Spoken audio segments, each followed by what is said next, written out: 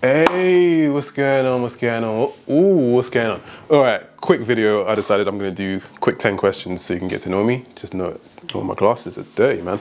We're gonna do some questions, FAQ type video, because it's been a hot minute since I've been on YouTube, and it's been a little while since, it's been a little while since I actually made a video of myself talking, and that's what YouTube is, right? Talking heads. I said to myself, if I was going to interview a software engineer, these are the things that I'd like to know about them. So I said, all right, Casey, let's answer those questions yourself, and then, answer those questions yourself, and then obviously put the video out there and see how people respond to it. All right, so let's go.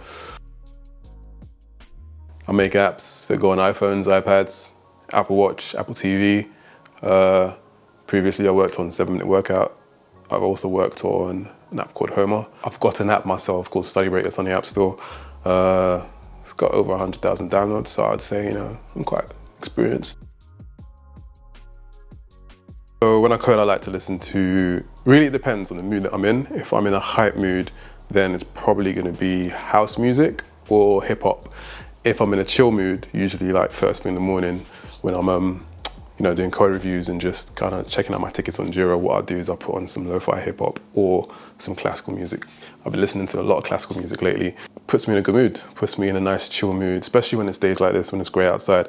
So I'll put classical music and I'll turn on my humidifier and I'll work like a true hipster that I am.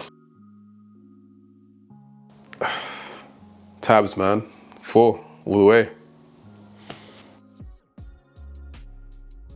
I like to work out, man. Like really, I love working out. Just a big part of my life, to be honest with you. Being active, doing exercise. Lockdown's definitely been hard for me. I got this Apple Watch and tells me how much I walk every day. And I looked at it for the past few years, and literally every month up until I would say September 2020, when I came back to the UK and I went back into lockdown. Every month up until then, I was walking at least around 7 kilometers a day. And so, yeah, I just love to be active. I love to work out. I like reading, don't do enough of it. Hiking, love hiking, man. Love being outdoors, love nature, love camping. Definitely want to do some camping this summer. I've been locked up. UK's been on lockdown more or less since November. It's March now, so yeah, I've been missing a lot of things that I do to unwind. Stretching, surprisingly. Stretching seriously relaxes me. I might make a video about this, but as a software engineer, especially lately, because I don't walk as much as I used to, you spend a lot of time sitting down at your desk typing, right? Let me back a bit so you can see this properly. You spend a lot of time, and so I've noticed my shoulders have started to do this, and I've started to do this, and so really, I'll show you guys something. I got this, right? And what you do is I put this like right here, and I lie on it, and I go like this, and then I roll it. And really, it does feel good, and I think it helps a tiny bit.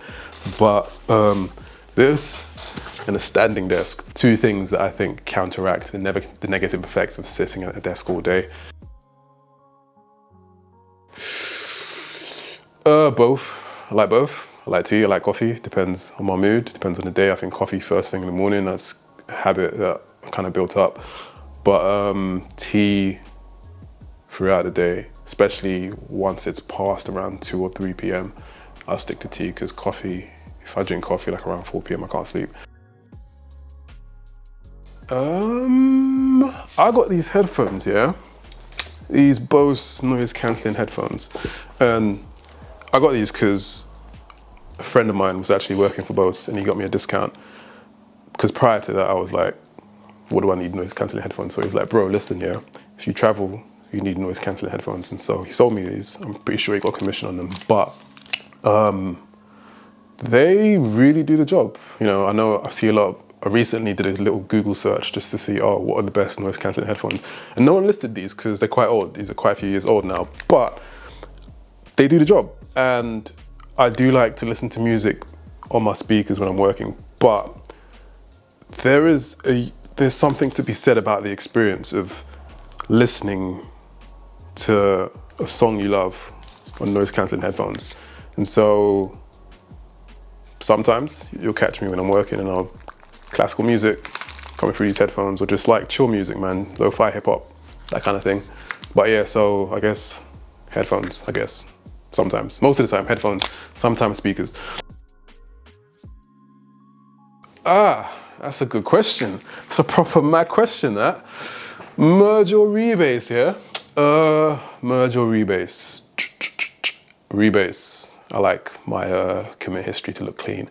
And I don't like it when you have like, when you look at the history and it's just like merged master into branch, merged master into branch, I mean, it really depends, because I think, you know, there's something to be said for both of those, you know, there's something to be said for both of those techniques.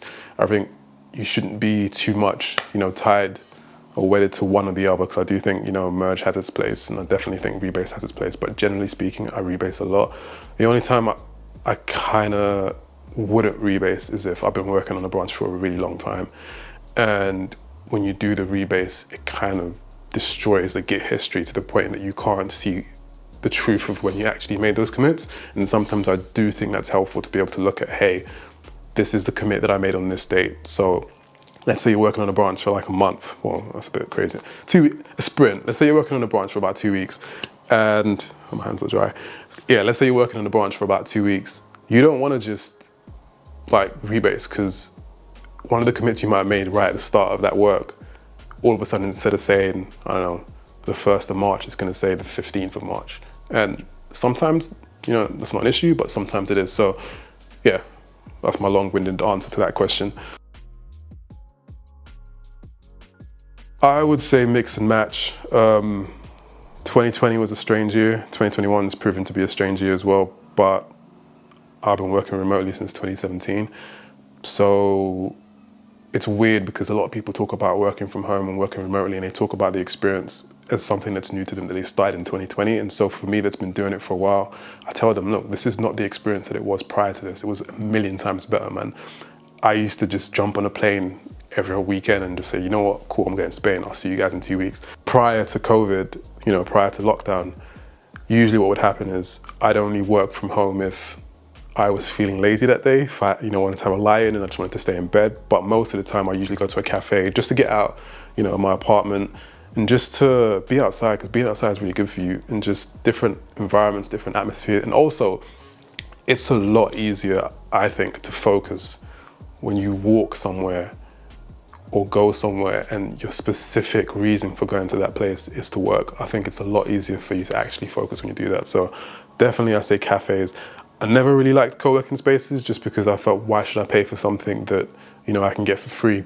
But last year, towards the end of the year, I did sign up to WeWork in Stockholm when I was in Sweden, and it was a cool environment, definitely. And when I was in the US as well, actually, in San Francisco, the couple co-working spaces that I went to that I thought were really, you know, impressive. But I think I stick to cafes more than co-working spaces. So I guess I answer that question, cafes. But right now, work from home, that's all I can do. And also, I spent a lot of money recently, you know, setting up my desk and making things, you know, what's the word, making things conducive to being productive. I don't know how I feel about or what I'm gonna do when we're no longer in lockdown, but I suspect it's gonna be a combination of work from home and cafes.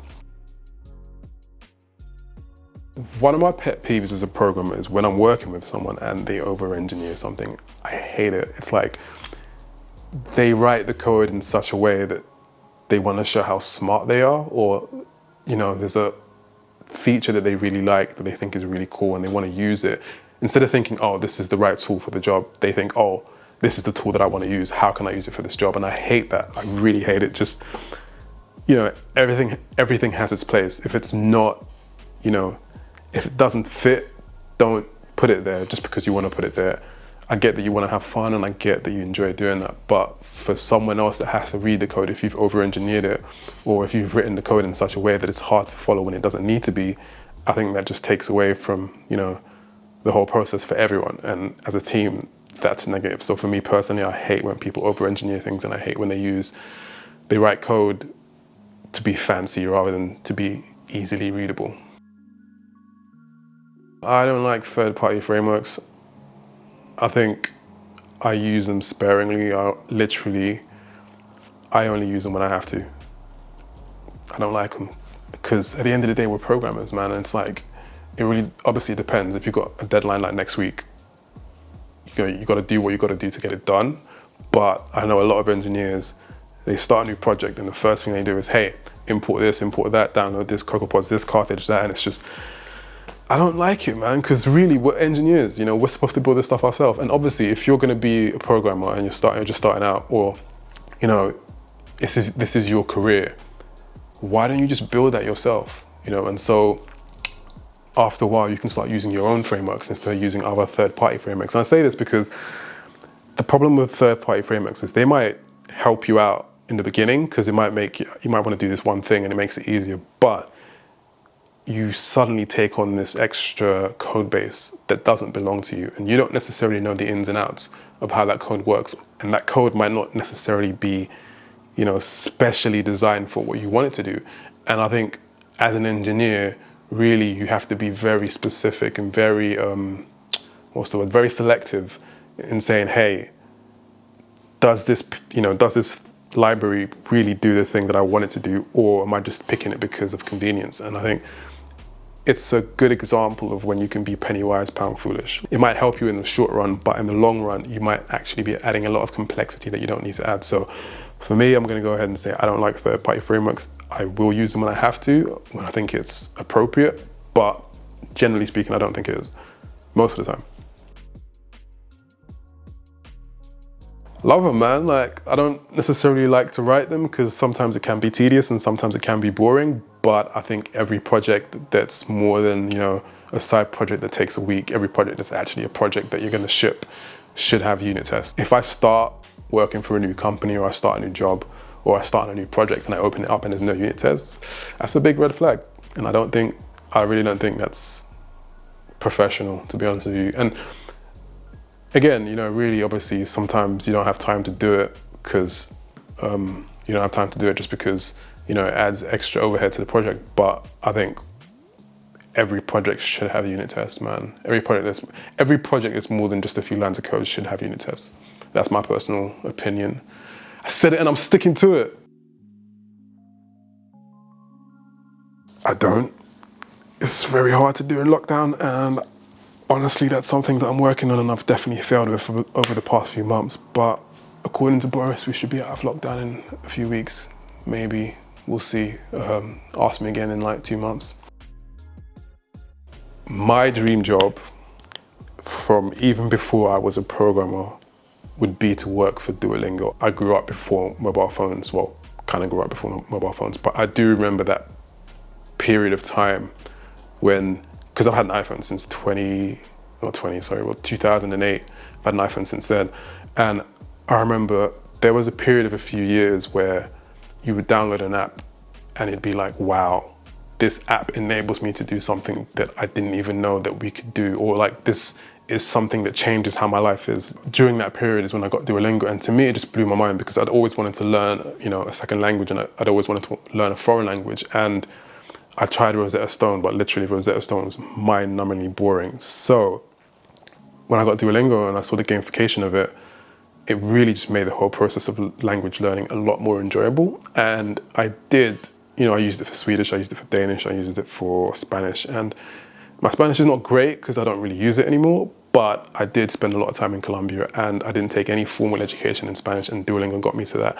And another reason why I really love this app is the fact that the business model, I don't think they have it right now, but back in the day, the business model of, allowing crowdsourcing translations from people who are using the app and selling that to to newspapers and businesses and stuff, that to me is what we should strive for. One of the biggest problems with the internet is the revenue model is so tied to advertising, and we have all these intelligent people working in an industry. Why can't we apply that to the business model, to the model of making money?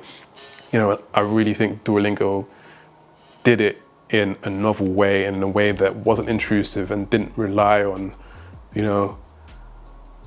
sneaky terms and conditions. And I think a lot of apps now, that's what they do. Freemium model's okay, but I think that business model of, using the consumer as a product, but in a way that is genuine, in a way that doesn't feel like you're exploiting them, because that's a fair trade for the customer. That is a fair trade. I'm learning this language, and in the process of learning this language, you're using that to make money. And so I get this app for free. And Lewis Von On, I don't know if I'm saying that right, super intelligent guy, man. Like, if you get the chance to listen to a podcast that he's featuring on, do that, because he is super intelligent guy, man. But yeah, Duolingo would be my dream job. Why software engineering? What is it about programming that attracted you to it in the first place? What do you want to get out of it?